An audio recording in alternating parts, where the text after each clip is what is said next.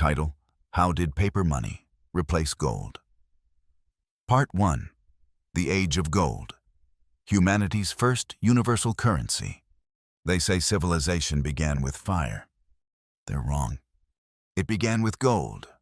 Fire gave warmth. Gold gave meaning. And meaning, as history would learn, is far more dangerous than flame. Before religion, before kings, before the alphabet carved memory into clay, humanity discovered something divine, a metal that neither rusted nor rotted, that shimmered even in darkness. It did not feed, nor heal, nor protect. It did nothing. And yet it ruled everything. Gold, the first god that never spoke but was always obeyed. The ancients found it sleeping in riverbeds, smooth as language, soft as deceit. They held it up to the sun and saw themselves reflected, perfect, immortal, incorruptible. And in that reflection, they mistook beauty for truth. Gold became the mirror in which man fell in love with his own illusion. They shaped it into crowns and idols, offered it to spirits that needed nothing, buried it with kings who could take nothing. Every civilization from Egypt's deserts to the mountains of Peru bowed before the same brilliance. They called it wealth. They called it glory. They called it divine favor. But what they really meant was control. For gold was not valuable because it was rare. It was valuable because it made obedience beautiful. You could not eat it. You could not fight with it. You could not build a home out of it. But you could build an empire around it. The priests declared it sacred. The kings declared it law. The merchants declared it useful. And together, they declared that whoever held it deserved to rule. It was, in every sense, the perfect lie. Simple, shiny, self-reinforcing. You see? Gold has no utility except the power to convince others it has. It is the first and purest form of propaganda. When the Egyptians wrapped their pharaohs in gold, they weren't honoring the dead. They were advertising eternity. When the Romans minted Caesar's face on coins, they weren't ensuring stability. They were manufacturing faith. When the merchants of Lydia struck the first standardized currency, they weren't creating trade. They were inventing trust. Because that's all money ever is, a story that people agree to believe. Gold was simply the first story good enough to last. It bound tribes, built cities, toppled empires. It inspired poetry and plunder in equal measure. It created the illusion that morality could be measured, that worth could be weighed. Man's love for gold was not economic, it was theological. It offered a promise that even gods could not permanence. Every empire carried the same delusion that gold was stability, that as long as their vaults shone, their power would endure. But the metal was never loyal. It fled at the first sign of fear, drifting like smoke from one conqueror to the next, leaving behind ruins polished clean by greed. The age of gold was not an age of prosperity. It was an age of worship. And worship, as history teaches, always demands sacrifice. Consider Babylon a city of gardens and glory, where merchants weighed dreams on golden scales. Its wealth glittered so brightly, it blinded its own walls. And when the Persians came, they took the gold and spared nothing else. Consider Athens' democracy, philosophy, enlightenment. Its temples lined with gold leaf so thin you could see ambition through it.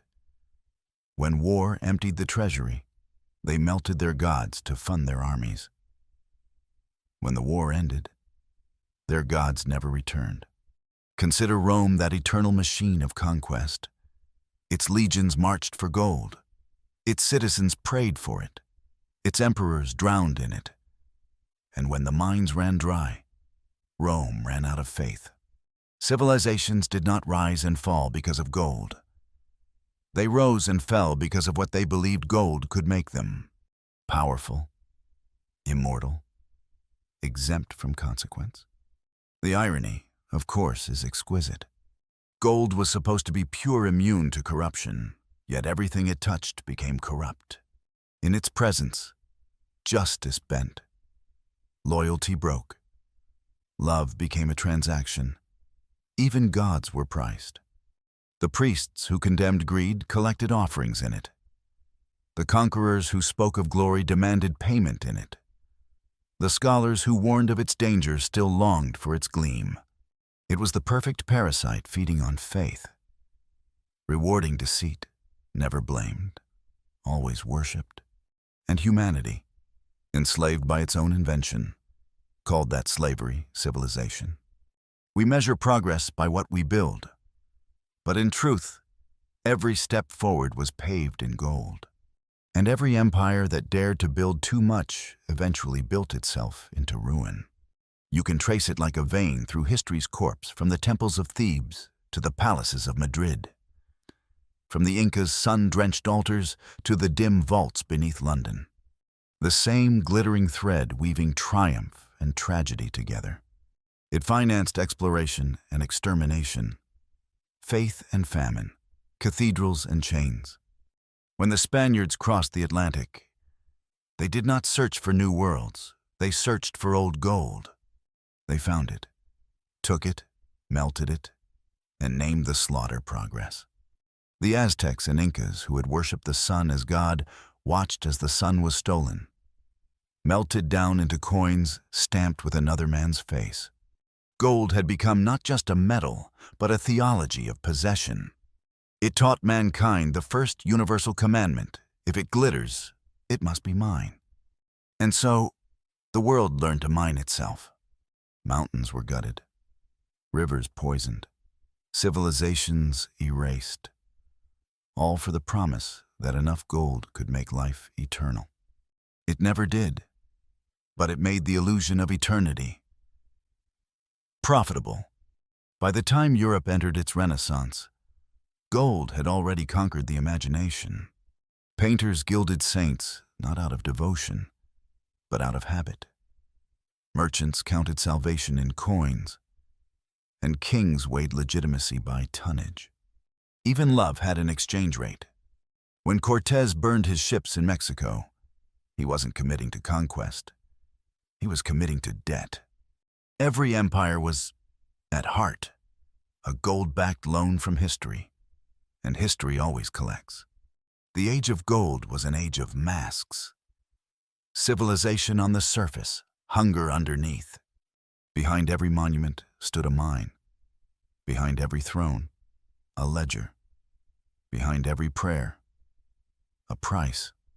And yet, through all the greed and grandeur, humanity told itself a comforting lie: that gold was honest, that it never lied, never cheated, never rusted, that unlike men, it was incorruptible. But honesty without compassion is still tyranny, and purity, when worshipped, becomes poison. The more we trusted gold, the less we trusted each other. Barter became trade. Trade became currency. Currency became control. And control became destiny. Empires didn't expand because they could. They expanded because they had to feed the appetite of a metal that demanded more believers. It was a religion without forgiveness. It offered security, but only to those who already possessed it. It promised freedom, but only in proportion to your chains. And in this faith, humanity found its first paradox. The more gold you owned, the more it owned you. Kings became prisoners of their own vaults. Merchants became servants of their own ledgers. The poor, as always, became invisible. Civilization grew richer and emptier. The temples of gold became tombs of empathy. And the world, bathed in reflected light, forgot what darkness meant. For gold blinds not with brightness, but with belief. It convinces you that what you see is all that matters, and what humanity saw, for thousands of years, was power, shimmering, silent, eternal. Gold became the axis around which every dream revolved. Even time itself began to orbit value. Seasons no longer marked harvests, but profits. Births and deaths became lines on a balance sheet. The world had learned to measure itself by weight, not worth. That was the triumph of gold, to make illusion indistinguishable from truth. But every illusion has its prophet, and every prophet has his doubt. There were whispers, heretics of history, who asked forbidden questions. What if value could exist without metal? What if trust itself could be traded? What if belief, not weight, was the true foundation of wealth? At first, they were mocked, then ignored, then feared. Because deep down, even the worshippers of gold knew the truth. Faith had always been the real currency. Gold was just its mirror. And one day that mirror would crack. When it did, civilization would not shatter, it would transform. The temples would move from stone to paper. The priests from robes to suits. The faith would remain. But the God would change form. The age of gold would not end with collapse. It would end with evolution, the most dangerous kind. Not destruction, but substitution. Gold would fade into vaults and memories. And a new belief would rise lighter, faster, more obedient.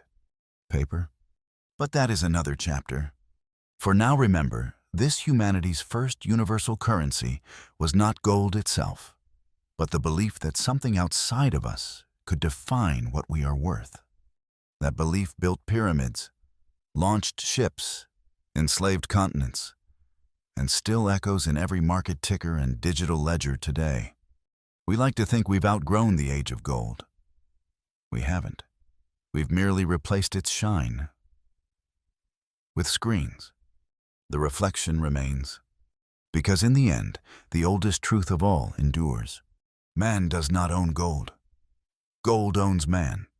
And every age since has been a footnote to that revelation that the world's first empire was not Roman, or Persian, or Chinese, but the empire of belief, born the moment we mistook glitter for God.